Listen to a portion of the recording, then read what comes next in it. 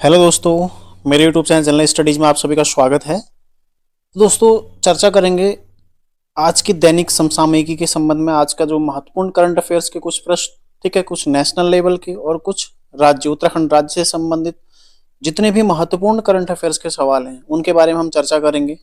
तो शुरू करते हैं। तो जो भी चैनल पर नए, चैनल को सब्सक्राइब जरूर कर लीजिएगा, ठीक है। और साथ ही दोस्तों देखो, वीडियो को ज़्यादा से ज़्यादा आप लोग शेयर कर सकते हैं यदि चाहें, ठीक है। तो शुरू करते हैं।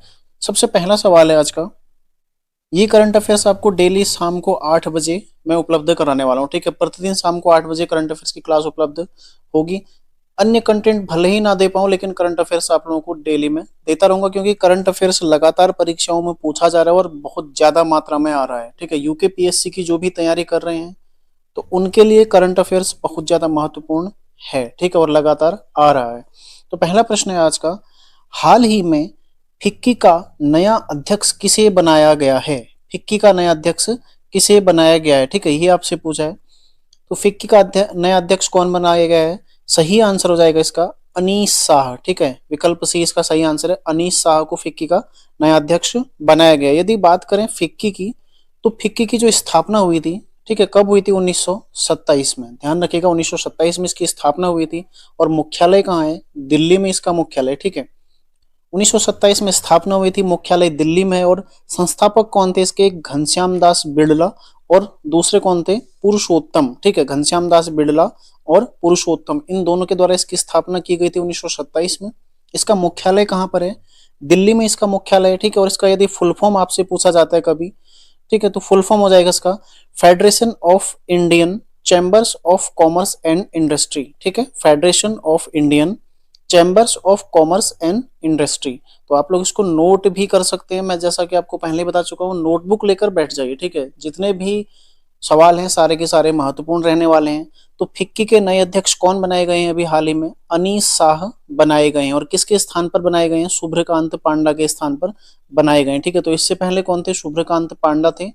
अब कौन बने? अनीस शाह, ठीक है। तो इसके बारे में सारे जितने भी प्रश्न बन सकते हैं सारे क्लियर हो गए।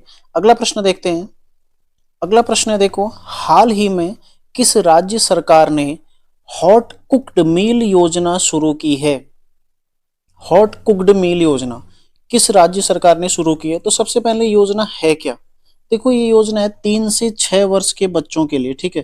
3 से 6 वर्ष के जो बच्चे स्कूल जाते हैं उनके लिए, ठीक है। इसमें लगभग जो 80 लाख बच्चे हैं उनको प्रतिदिन 70 ग्राम, ठीक है, 80 लाख बच्चों को प्रतिदिन 70 ग्राम, ठीक है, 70 ग्राम पका हुआ और गर्म भोजन इसमें उपलब्ध कराया जाएगा, ठीक है। तो 3 से 6 वर्ष के बच्चों की जो आयु आयु वर्ग के बच्चे हैं उनके लिए है। 80 लाख बच्चे इससे लाभान्वित होंगे, ठीक है, उत्तर प्रदेश के। और इसमें 70 ग्राम प्रतिदिन पका हुआ और गर्म भोजन उपलब्ध इसमें कराया जाना है, ठीक है। और इसकी थीम क्या है? थीम भी आप लोग नोट कर लीजिए, महत्वपूर्ण हो सकती है। स्वच्छ बच्चा मजबूत भारत, ठीक है। स्वच्छ बच्चा मजबूत भारत, ठीक है, मजबूत भारत। ध्यान रखिएगा, स्वच्छ बच्चा मजबूत भारत क्या है इसकी थीम है। तो इसका सही आंसर क्या हो जाएगा? इसका सही आंसर हो जाएगा उत्तर प्रदेश ने, ठीक है। उत्तर प्रदेश सरकार ने यह पहल शुरू की है, ठीक है, ध्यान रखिएगा। सही आंसर क्या हो जाएगा? उत्तर प्रदेश। अगला सवाल है, किस तिथि को संविधान दिवस मनाया जाता है? तो हाल ही में संविधान दिवस हमारा मनाया गया है 26 नवंबर को, ठीक है, 26 नवंबर को, जो कि 73वां संविधान दिवस मनाया गया है। क्यों मनाया जाता है? देखो, 26 नवंबर सन 1949 को हमारा जो संविधान है, भारतीय संविधान है, वो बनकर तैयार हो गया था, ठीक है। और उसके कुछ अनुच्छेद लागू भी हो गए थे, ठीक है। 26 नवंबर 1949 को भारतीय संविधान बनकर तैयार हो गया था। तो इसीलिए 26 नवंबर को हम क्या बनाते हैं? राष्ट्रीय संविधान दिवस हम मनाते हैं, ठीक है। तो सही आंसर हो जाएगा 26 नवंबर। लेकिन 2015 से हम 26 नवंबर को राष्ट्रीय कानून दिवस के रूप में भी मनाते हैं, ठीक है। राष्ट्रीय कानून दिवस, राष्ट्रीय कानून दिवस के रूप में भी हम 26 नवंबर को मनाते हैं। कब से? 2015 से मनाते हैं।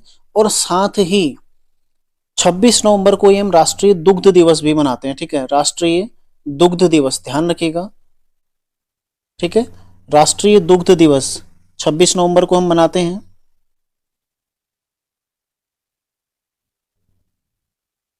राष्ट्रीय दुग्ध दिवस ठीक है, 26 नवंबर को मनाते हैं हम।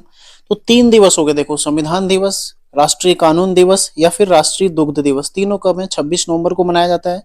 जो दुग्ध दिवस है ये वर्गीज कुरियन इनके जन्म दिवस पर मनाया जाता है, ठीक है, जो कि श्वेत क्रांति के जनक माने जाते हैं, ऑपरेशन फ्लड श्वेत क्रांति से संबंधित, ठीक है, इसके जनक माने जाते हैं वर्गीज कुरियन। इनके जन्म दिवस को हम राष्ट्रीय दुग्ध दिवस के रूप में मनाते हैं। तो ध्यान रखिएगा, तीनों दिवस महत्वपूर्ण है और कई बार परीक्षाओं में पूछे भी गए हैं, तो नोट करते रहिए इनको। देखो अगला सवाल है, वर्ष 2024 के लिए अंतरराष्ट्रीय चीनी संगठन की का अध्यक्ष देश कौन है, या फिर चीनी संगठन जो है इसकी अध्यक्षता 2024 में कौन करने वाला है? ठीक है, तो कौन करने वाला है, इसका सही आंसर हो जाएगा भारत। भारत 2024 में अंतरराष्ट्रीय चीनी संगठन की अध्यक्षता करने वाला है। ठीक है, तो है क्या चीनी संगठन? देखो, स्थापना इसकी होती है 1968 में, इसकी स्थापना होती है और मुख्यालय कहाँ है? लंदन में इसका मुख्यालय। ठीक है, और इसमें कुल अभी जो सदस्य हैं 87 सदस्य इसमें अभी हैं। ठीक है, 87 सदस्य देश हैं इसमें, 87, जिसमें भारत भी एक सदस्य है। 1968 में स्थापना, मुख्यालय लंदन में। ठीक है, 87 सदस्य देश हैं भारत सहित। और 2024 का जो इसका कॉन्फ्रेंस होगा, ठीक है, जो इसका बैठक होगी वो कहां पर होगी? भारत में होगी। तो अंतरराष्ट्रीय चीनी संगठन की जो अध्यक्षता मिली है 2024 के लिए, किसको मिली है? भारत को मिली है।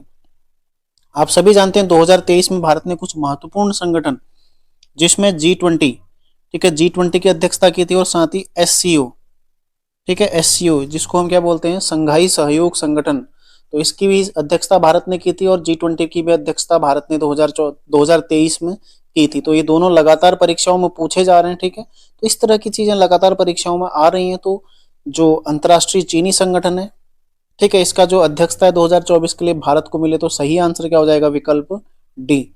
अगले सवाल की ओर बढ़ते हैं, प्रश्न संख्या 5 है, ये उत्तराखंड का प्रश्न है। देखो, अब नेशनल लेवल के जो 4 महत्वपूर्ण प्रश्न थे मैंने आपको लिखा दिए हैं। नेटवाड़ मोरी जल विद्युत परियोजना किस नदी पर स्थित है, या किस नदी पर बनी है, किस नदी पर निर्माणाधीन है अभी? ठीक है, कुछ हिस्सा निर्माणाधीन है। तो किस नदी पर बनाई जा रही है? टॉन्स में। और कहां पर बनाई जा रही है? उत्तरकाशी में। ठीक है, उत्तरकाशी में ये बनाई जा रही है। किस नदी पर? टॉन्स नदी पर। देखो, कुल इसकी जो क्षमता है कितनी है? 60 मेगावाट। 60 मेगावाट की इसकी क्षमता है, जो कि सतलुज जल विद्युत निगम लिमिटेड इसके द्वारा बनाई जा रही है। ठीक है, किसके द्वारा? सतलुज जल विद्युत निगम लिमिटेड के द्वारा बनाई जा रही है। इसमें 2 चरणों में विद्युत उत्पादन होना है, जिसका पहला चरण 30 मेगावाट का शुरू हुआ है अभी। ठीक है, तो पिछले कुछ दिनों पहले शुरू हुआ है 30 मेगावाट का, तो इसलिए ज्यादा महत्वपूर्ण है। ठीक है, तो इससे उत्पादन शुरू हो गया, 30 मेगावाट का उत्पादन शुरू हो गया है। और इसमें भी 12% रॉयल्टी के रूप में उत्तराखंड राज्य सरकार को प्राप्त होगा। ठीक है, तो ध्यान रखिएगा, नेटवाड़ मोरी जल विद्युत परियोजना टॉन्स नदी में है, उत्तरकाशी में बनी है। ठीक है, 60 मेगावाट के 2017 में त्रिवेंद्र रावत जी के द्वारा इसकी आधारशिला रखी गई थी, जो कि तत्कालीन मुख्यमंत्री थे। ठीक है, सतलुज जल विद्युत निगम लिमिटेड द्वारा ये बनाई जा रही है। इसके पहले चरण में यानी कि 30 मेगावाट में उत्पादन शुरू हो गया, और राज्य को इसमें 12% रॉयल्टी के रूप में बिजली प्राप्त होने वाली है। अगला सवाल देखते हैं, उत्तराखंड की दूसरी खाद्य सुरक्षा लैब कहां पर स्थापित की जाएगी? दूसरी खाद्य सुरक्षा लैब, ये क्या होती है? खाद्य सुरक्षा लैब, जो भी खाने पीने की चीजें होती हैं उनमें मिलावट से संबंधित, ठीक है, उनकी जांच से संबंधित। जैसे आपने देखा होगा त्योहारों के समय पर खाने के सैंपल लिए जाते हैं, उनको जांच के लिए भेजा जाता है। तो अभी तक राज्य में एकमात्र लैब कहां पर है? रुद्रपुर में है। ठीक है, रुद्रपुर में एकमात्र लैब है जहां पर उन चीजों की जांच होती है, और उसके पश्चात ये जांचा जाता है, परखा जाता है कि उसमें क्या कमियां हैं। तो उसमें काफी लंबा समय लगता है, कम से कम 14 दिन का समय तो लगता ही लगता है। ठीक है, तो इसीलिए इसी के दृष्टिगत अब राज्य की दूसरी खाद्य सुरक्षा लैब कहां पर स्थापित की जा रही है? देहरादून में, ताकि जल्द से जल्द, शीघ्र से शीघ्र रिपोर्ट प्राप्त की जा सके। ठीक है, जो खाद्य सैंपल लिए जाते हैं खाद्य पदार्थों के, उनकी जांच जल्दी की जा सके। ठीक है, क्योंकि अब रुद्रपुर है, देखो इतना बड़ा राज्य है, राज्य में रुद्रपुर ले जाने में ही कितना समय लग जाएगा। तो यदि देहरादून में होगी तो 2 जगह में थोड़ा और ज्यादा सुविधा हो सकती है।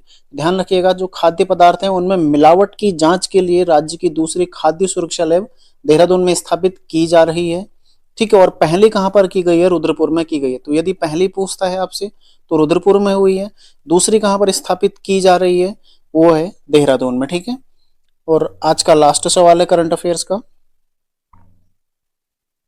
जनवरी 2024 से उत्तराखंड में यू प्रिपेयर प्रोजेक्ट शुरू किया जाएगा।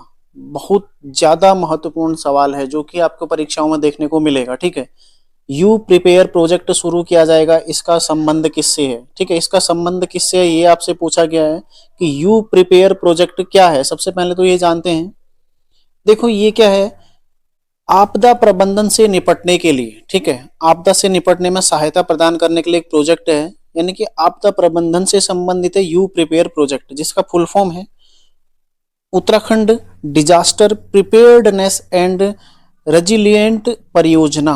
ठीक है, Uttarakhand disaster preparedness and resilient परियोजना इसकी फुल फॉर्म है। यदि आप लोग चाहें तो लिख सकते हैं। ठीक है, जो कि 5 वर्ष के लिए शुरू की गई है। 5 वर्ष के लिए एक परियोजना यहाँ पर शुरू की गई है जो कि 2024 से शुरू होगी। ठीक है, और 2028 के दिसंबर तक ये चलने वाली है। सबसे बड़ी चीज इसमें आपने ध्यान रखनी, देखो 5 वर्ष के लिए है, विश्व बैंक से पोषित है। ठीक है, तो क्वेश्चन यहां से भी बन सकता है, कई बार ऐसे प्रश्न बने हुए हैं पहले, किसके द्वारा पोषित है? विश्व बैंक से पोषित है। ठीक है, यानी कि जो इसका बजट है विश्व बैंक की सहायता से इसमें बजट दिया जा रहा है। तो पहले ऐसे क्वेश्चन आ सकते हैं, देखो जलागम से या फिर नाबार्ड से या एशियाई विकास बैंक से या फिर विश्व बैंक से। तो ध्यान रखिएगा विश्व बैंक पोषित है, जनवरी 2024 से शुरू होगी जो कि 2028 तक जाएगी। ठीक है, और आपदा प्रबंधन से संबंधित है, तो सही आंसर क्या है इसका? आपदा प्रबंधन या फिर आपदा से निपटने के लिए। और अनुमानित जो इसका बजट है कितना है? 1600 करोड़। ठीक है, 1600 करोड़ रुपए इसका अनुमानित बजट होने वाला है। ठीक है, तो आपदा कंट्रोल रूम वगैरह और अग्निशमन जो चीजें होती है उनको और सुदृढ़ बनाना। ठीक है, और जैसे पुल इत्यादि हैं, नदियों में सुरक्षा इत्यादि, ये सारी चीजें इसमें आने वाली हैं। तो ध्यान रखिएगा जनवरी 2024 से उत्तराखंड में यू प्रिपेयर प्रोजेक्ट शुरू किया जाएगा जो कि आपदा प्रबंधन से संबंधित है। ठीक है, तो आज के करंट अफेयर्स में इतना ही। उम्मीद है आप लोगों को क्लास अच्छी लगी होगी दोस्तों। यदि क्लास अच्छी लगी, यदि प्रश्न आपको लगता है कि वाकई में हाँ परीक्षा की दृष्टि से महत्वपूर्ण है, तो आप लोग जुड़े रहिएगा, रोजाना क्लास देखिए। ठीक है, और मुझे भी आप लोगों के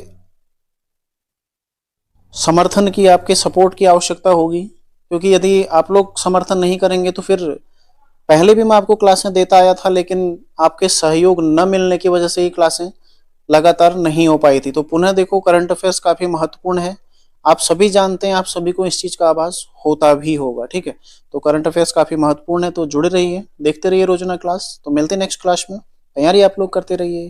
धन्यवाद।